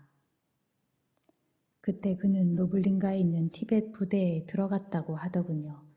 그는 결국 중국인에게 잡혀서 세 형제와 함께 감옥에 들어갔습니다. 그런데 세 형제는 감옥에서 죽임을 당했습니다. 나머지 두 형제도 중국인들의 손에 죽었습니다. 그리고 그의 부모님은 강제노동 수용소에서 돌아가셨습니다. 하지만 그 승려는 나에게 이렇게 말했습니다. 자신이 감옥에 있을 때 그때까지 살아온 인생을 되돌아보면서 비록 평생을 제풍사원에서 승려로 지내왔지만 아직도 자신은 훌륭한 승려가 되지 못했다는 결론을 내렸다는 것입니다. 그는 자신을 어리석은 승려로 생각했습니다. 그 순간 그는 이제 감옥에 갇혔으니 진정한 승려가 되기 위해 노력해야겠다고 맹세했습니다. 그는 감옥에서 마음의 수행을 했기 때문에 몸은 고통스러울지라도 정신적으로는 아주 행복한 상태로 지낼 수 있었습니다. 고문이나 심한 구타를 당할 때도 그것을 이기고 살아남을 수 있었고 그 일을 자신이 과거에 저지른 부정적인 까르마를 정화한 것처럼 생각하며 지금도 행복하게 지내고 있습니다. 따라서 우리는 이런 예를 통해 일상생활에서 영적인 수행을 하는 것이 가치가 있음을 분명히 이해할 수 있습니다. 다음으로 달라이라마는 행복한 삶을 위한 마지막 요소를 말했다. 그것은 바로 삶에서 영적인 차원을 갖는 일이었다. 부다의 가르침을 통해 달라이라마를 비롯한 많은 사람들은 삶에서 때때로 일어나는 고통과 괴로움을 참고 나아가 그것들을 초월하는 길을 발견했다. 그리고 달라이라마가 지적하듯이 세계의 모든 중요한 종교들은 인간에게 더 행복한 삶을 살 수 있는 기회를 똑같이 줄 수 있다. 다양한 종교를 통해 폭넓게 생겨난 신앙의 힘이 수백만 명의 삶 속에 생생히 살아있다. 이처럼 깊은 종교적 신앙 덕분에 수많은 사람들이 어려운 시기를 참고 견딜 수 있었다. 그 힘은 때로는 작고 조용한 방식으로, 때로는 깊은 변화를 주는 경험으로 작용한다. 우리 모두는 삶을 살면서 신앙의 힘이 가족, 친구 또는 친지에게 영향을 미치는 것을 똑똑히 목격한 적이 있을 것이다. 이따금 인간을 지탱하는 신앙의 힘을 보여주는 예가 신문의 전면을 장식하기도 한다. 달라이라마는 강한 확신이 담긴 목소리로 영적인 삶에 대한 자신의 생각을 말하면서 지금까지 이야기의 결론을 맺었다. 우리의 삶에서 영적인 차원을 갖는 것을 이야기하면서 우리는 종교적인 신앙이 하나의 영적인 차원이 된다는 것을 확인했습니다. 종교에 대해 생각할 때 우리가 어떤 종교를 믿는다면 그것은 좋은 일입니다.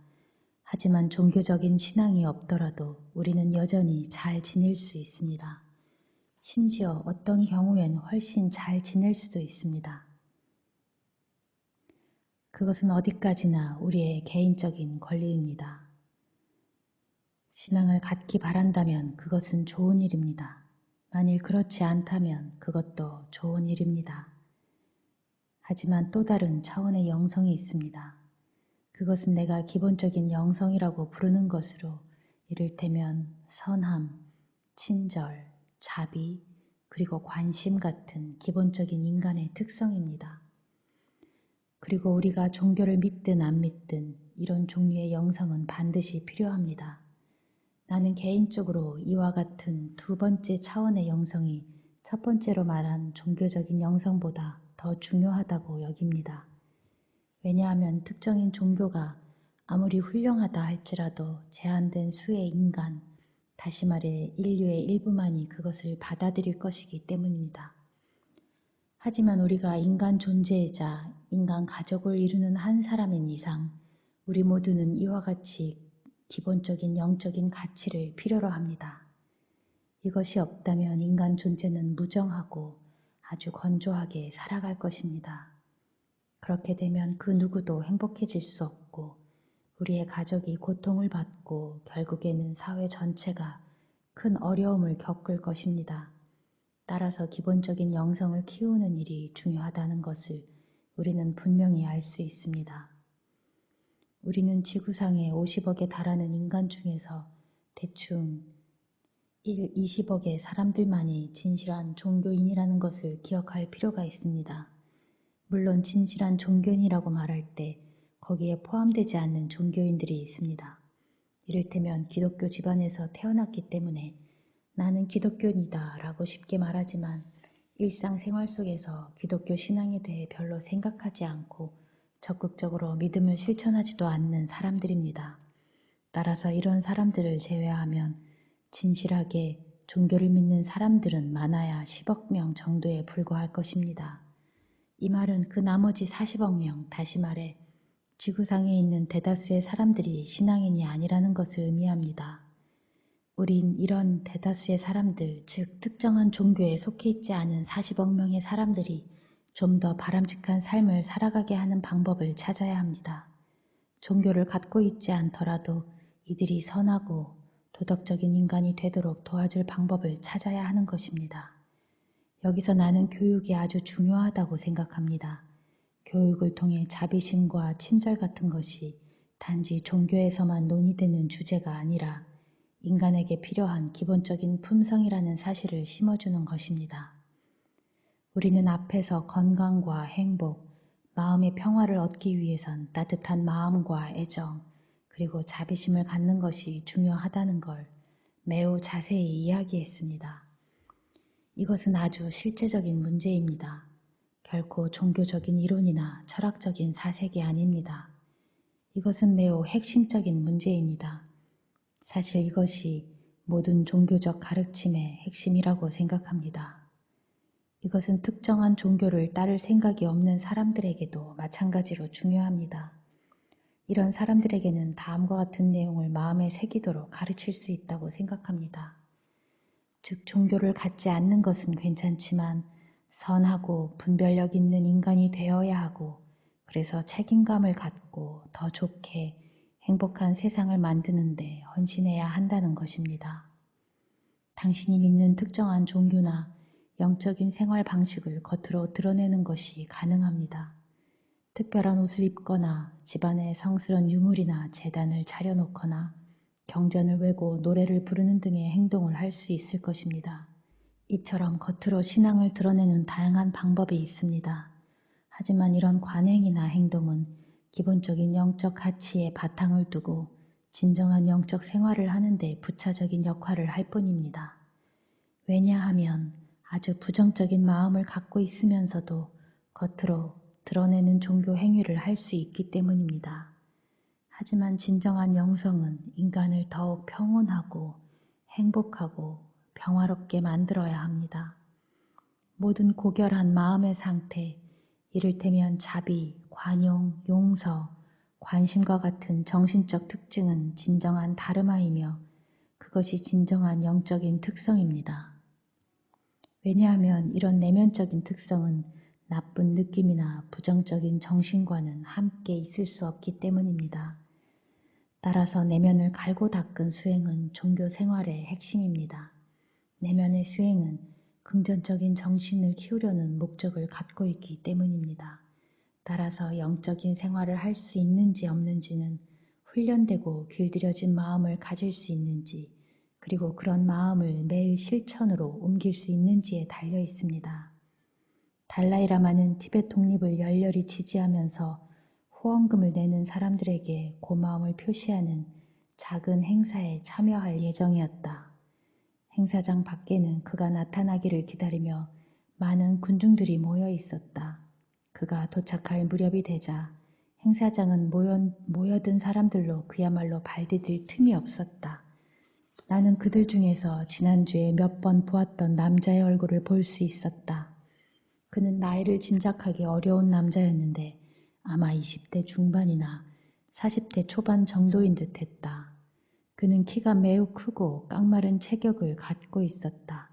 그의 흐트러진 외모가 우선 눈에 띄었는데 사실 내 눈길을 끈 것은 그의 표정이었다. 나는 나를 찾아오는 환자들에게서 이런 표정을 자주 보았다. 그것은 불안하고 고통스럽고 심각한 우울증에 빠진 표정이었다.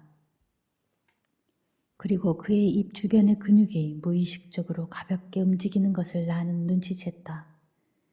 타디브 디스케네시아. 나는 조용히 그의 병을 진단했다. 그것은 계속해서 정신병 약을 먹을 때 생기는 신경 증상이었다. 불쌍한 친구. 잠시 그런 생각이 들었지만 나는 곧 그에 대해 잊어버렸다. 달라이라마가 도착하자 군중들이 인사를 하기 위해 앞으로 몰려들었다. 주로 자원봉사자들로 구성된 경호원들이 앞으로 모여드는 군중들을 힘들게 제지하며 행사장으로 가는 길을 트기 위해 안간힘을 쓰고 있었다. 앞에서 보았던 고통스러운 남자의 표정은 이제 조금은 당황한 얼굴로 군중들에게 떠밀려서 경호원들이 터놓은 길 옆에 서 있었다. 달라이라마는 사람들 사이로 난 길을 가다가 그 남자를 보고는 경호원의 만류에도 불구하고 그 남자와 이야기를 나누기 위해 걸음을 멈추었다. 그 남자는 처음엔 놀라운 기색을 보이더니 곧 아주 빠르게 달라이라마에게 무슨 말을 하기 시작했다. 그러자 달라이라마는 간단하게 대답을 했다. 나는 그들이 무슨 이야기를 나누는지 들을 수 없었지만 그 남자가 말을 하면서 눈에 띄게 흥분하는 모습을 볼 수 있었다. 남자는 무슨 말인가를 했지만 달라이라마는 대답 대신에 자연스럽게 자신의 두 손으로 그 남자의 손을 잡고 다정하게 그 손을 두드리며 말없이 고개만 끄덕이며 잠시 동안 그 자리에 서 있었다. 달라이라마가 남자의 손을 더욱 굳게 잡고 그의 눈을 들여다보자 남자는 자신을 둘러싼 수많은 사람들을 의식하지도 못하는 것 같았다. 남자의 얼굴에서 갑자기 고통스럽고 흥분된 표정이 사라지고 곧이어 눈물이 뺨을 타고 흘러내렸다. 희미하지만 그의 얼굴로 서서히 미소가 번져가면서 두 눈에 편안하고 기쁜 느낌이 나타나고 있었다. 달라이라마는 내적인 수행이 영적인 생활의 기초가 된다고 반복해서 강조했다. 그것은 행복에 이르는 근본적인 방법이다.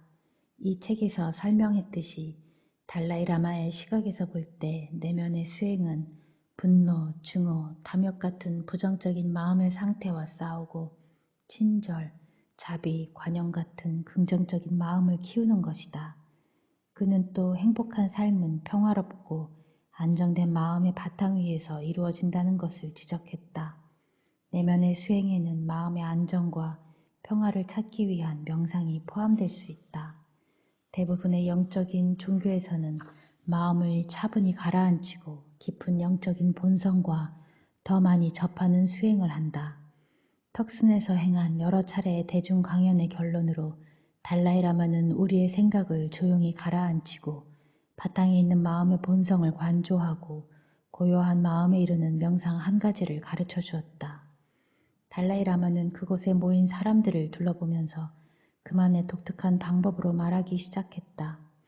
그는 큰 집단에서 말하는 것이 아니라 언제나 청중들 각자에게 개인적으로 말하는 듯한 느낌을 주었다. 때로는 고요하고 집중된 모습으로, 때로는 활기차게 이야기하면서 그는 미묘한 고갯짓, 손동작, 다정한 몸짓으로 자신의 가르침을 다양하게 연출했다. 마음의 본성에 대한 명상.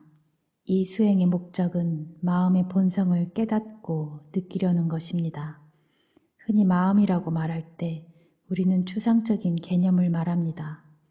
예를 들어 마음에 대한 직접적인 경험이 없는 상태에서 마음이 무엇인지 말해보라고 질문을 하면 우리는 단지 뇌를 가리키지 않을 수 없을 것입니다. 또는 마음을 정의해보라고 하면 우리는 어떤 것을 아는 능력을 가진 무엇 또는 맑은 무엇, 인식하는 무엇이라고 말할 것입니다. 하지만 명상 수행을 통해 마음을 직접 이해하지 않는다면 이런 정의들은 단순히 말에 지나지 않을 것입니다. 단지 추상적인 개념이 아니라 직접 경험을 통해 마음이 무엇인지 아는 것이 중요합니다. 이 명상의 목적은 마음을 직접 느끼거나 이해하기 위한 것입니다. 따라서 마음에 맑고 인식하는 특성이 있다고 말할 때 당신은 단지 추상적인 개념이 아니라 경험을 통해 그것을 확인할 수 있을 것입니다. 이 명상은 당신이 안정된 마음을 갖고 산만한 생각들을 피할 수 있게 해주고 차츰 더 오랫동안 그 상태에 머물도록 도와줍니다. 이 명상을 하면서 당신은 마침내 아무것도 없는 듯한 텅 빈 느낌을 받을 것입니다. 하지만 좀 더 수행을 계속하면 당신은 마침내 기본적인 성격, 다시 말해 맑고 인식하는 성격을 깨닫기 시작할 것입니다. 그것은 물이 가득 찬 맑은 유리컵과 같습니다. 물이 맑으면 당신은 컵의 바닥을 볼 수 있습니다. 하지만 컵 안에 물이 있다는 사실도 알고 있을 것입니다. 따라서 오늘은 어떤 관념도 떠올리지 말고 명상을 하십시오. 그것은 단순히 멍하거나 텅 빈 마음의 상태를 말하는 것이 아닙니다. 무엇보다 먼저 할 일은 관념적인 생각이 없는 상태에 머물겠다고 결심하는 것입니다. 우리의 마음은 주로 바깥의 대상을 향해 있습니다. 우리의 주의력은 감각적인 경험을 따라갑니다. 또한 주로 감각적이고 관념적인 차원에 머물러 있습니다. 우리의 의식은 대개 몸으로 느끼는 감각적인 경험과 머릿속 생각들을 따라갑니다. 하지만 이 명상에서 당신이 해야 할 일은 마음을 안으로 향하게 하는 것입니다. 다시 말해 마음이 감각적인 대상을 쫓아가거나 그것에 주의를 기울이지 않게 해야 합니다. 그렇다고 마음을 완전히 소극적으로 만들어서 둔하거나 주의력이 부족한 상태로 두어서도 안 됩니다. 가장 완벽한 상태로 깨어있고 민감한 마음을 유지한 채로 자기 의식의 자연스러운 상태를 알려고 노력해야 합니다. 의식의 자연스러운 상태란 당신의 의식이 과거의 생각들과 이미 일어난 일들, 다시 말해 기억이나 추억으로 고통받지 않는 상태입니다. 또한 미래에 대한 생각, 앞으로의 계획이나 예상, 두려움이나 희망으로 고통받지 않는 상태입니다. 당신은 자연스럽게 그 중간 상태에 있으려고 노력해야 합니다. 이런 상황은 세차게 흐르는 강물에 비유할 수 있습니다. 물결이 거센 곳에서는 강바닥을 선명하게 들여다볼 수 없습니다. 하지만 물이 들어오고 나가는 양쪽을 막아서 물의 흐름을 중단시킬 수 있다면 물을 잔잔하게 만들 수 있을 것입니다.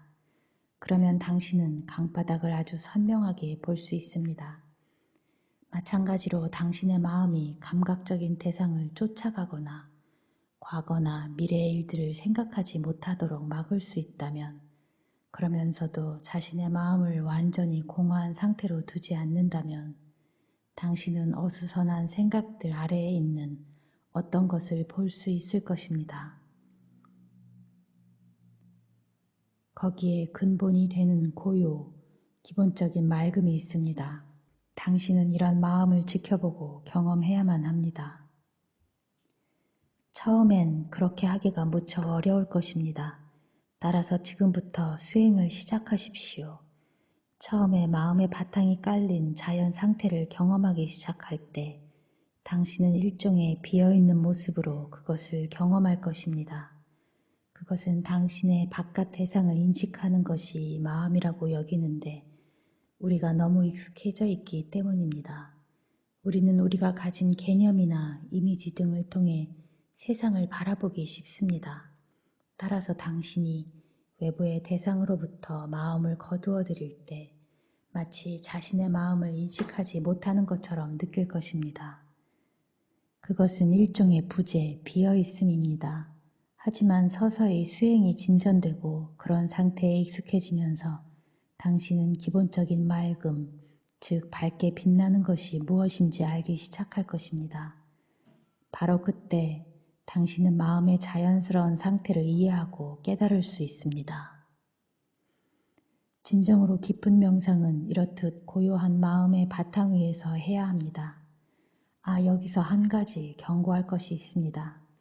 이런 명상에는 집중할 특정한 대상이 없기 때문에 단잠에 빠질 위험이 있다는 것입니다. 달라이라마는 웃으며 말했다. 그럼 이제 명상을 시작하십시오. 먼저 3번 심호흡을 하고 오직 호흡에만 집중을 하십시오. 숨을 들이쉬고 내쉬고 들이마시고 내쉬는 것에만 의식하십시오. 이런 식으로 3번을 하는 것입니다. 그리고 나서 명상을 시작하십시오. 달라이라마는 안경을 벗고 나서 2 손을 맞잡아 무릎 사이에 놓고 미동도 하지 않고 명상에 잠겼다. 1500명에 이르는 청중들이 자신의 내면을 향하면서 강당은 완전한 침묵에 잠겼다. 아마도 그들은 1500개의 개인 세계로 들어가 생각을 고요히 가라앉히고 자기 마음의 진정한 본성을 언뜻이라도 들여다보려고 노력하고 있을 것이다. 5분 뒤에 달라이라마가 부드러운 목소리로 찬불가를 부르기 시작하면서 침묵이 깨졌지만 정말로 침묵이 깨진 것은 아니었다. 그의 낮은 목소리는 부드러운 음정으로 오르내리며 명상에 담긴 청중들을 조용히 인도했다. 그날의 강연이 끝나자 언제나 그렇듯이 달라이라마는 두 손을 합장한 채로 애정과 존경심을 갖고 청중들에게 허리를 굽혀 절했다.